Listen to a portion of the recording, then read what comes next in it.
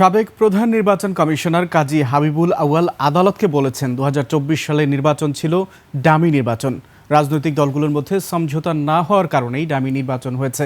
কাজী হাবিবুল আউয়ালকে ঢাকার chief metropolitan magistrate Mohammad Mostafizur রহমানের আদালতে হাজির করে ১০ দিনের রিমান্ড আবেদন করেন মামলা তদন্ত কর্মকর্তা শেরেবাংলা নগর থানার উপপরিদর্শক শামসুজ্জোহা সরকার।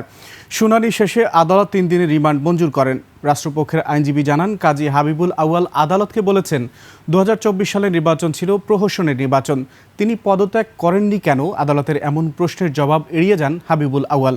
বলেন, অতীতে কোনো সিইসি পদত্যাগ করেননি। হাবিবুল আউয়াল পরে শেখ মুজিবুর রহমানের শাসনামলে নির্বাচন ও ১৯৯৬ সালে নির্বাচনের অনিয়মের প্রসঙ্গ আদালতে তুলে ধরেন। সুপার ফ্রেশ ফর্টিফাইড সয়াবিন তেল, শুরু হোক হেলদি লাইফের জার্নি।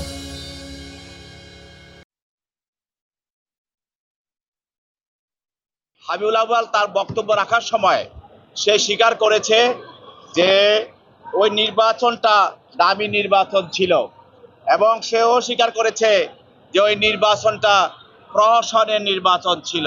এই নির্বাচনের দায় সে সরকারের উপরে চাপিয়ে দেওয়ার চেষ্টা করেছে।